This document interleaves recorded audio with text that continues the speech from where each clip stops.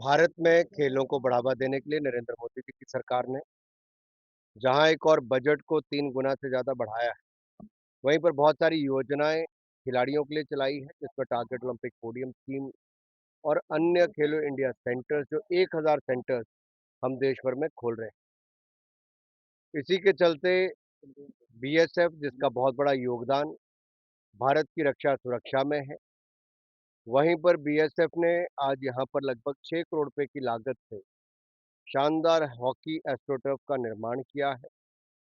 ये भारत सरकार के खेल मंत्रालय द्वारा दिया गया पैसा। मैं डीजी साहब श्री नितिन अग्रवाल जी का और उनकी टीम का आभार प्रकट करता हूँ कि समय से पहले उन्होंने इसको तैयार किया ताकि खिलाड़ियों को सुविधाएं मिल सके।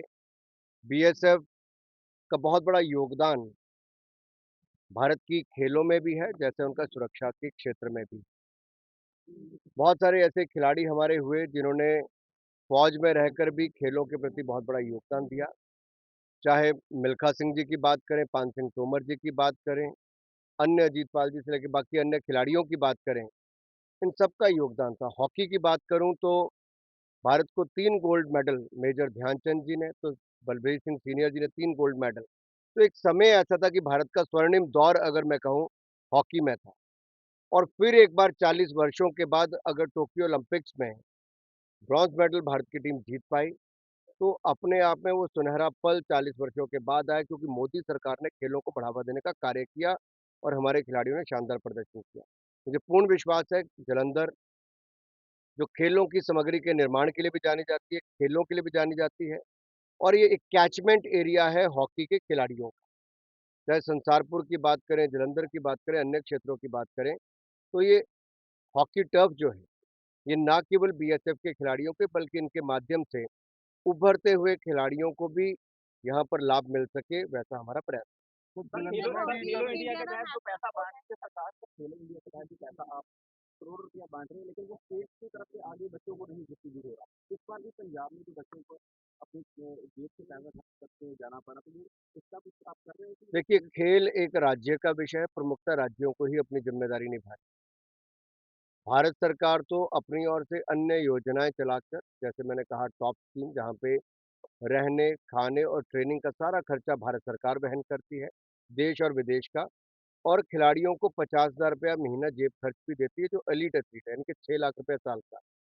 और जो डेवलपमेंट एथलीट है, उनका भी बोर्डिंग, लॉजिंग, ट्रेनिंग सारा खर्चा भारत सरकार कहती है और ₹25,000 महीना जेब खर्च अलग से देती है, यानी कि 3 लाख रुपए साल। इसी तरह से जो हमारे खेलो इंडिया अकेडमीज़ हैं, उनमें जो खिलाड़ी खेलते हैं, उनके बोर्डिंग, लॉजिंग, ट्रेनिंग पे 5 लाख रुपया साल का खर्च और 1,20,000 जेब खर्च अलग से देती है।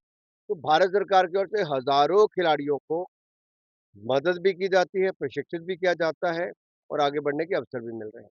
अगर किसी राज्य में कोई कमी है, तो राज्य को उसमें सुधार करना है। जी सर, हॉकी जो है नेशनल खेल है।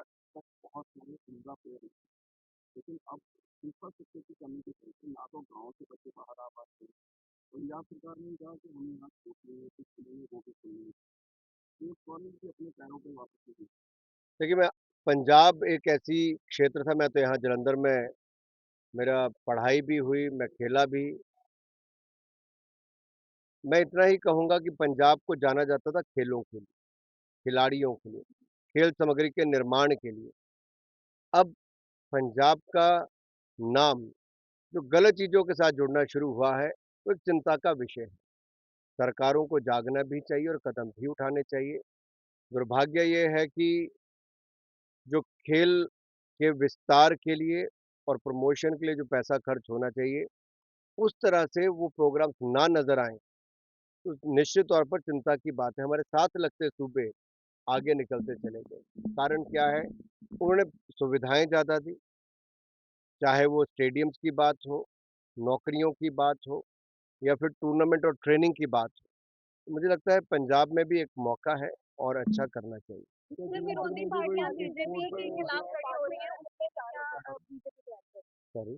सर, विरोधी पार्टियां जो है वो बीजेपी के खिलाफ खड़ी हो रही हैं, वहाँ ये विरोध हो रहा बीजेपी की ताकत दिखती है कि बाकी किसी में दम नहीं कि भारतीय जनता पार्टी का सामना कर सके।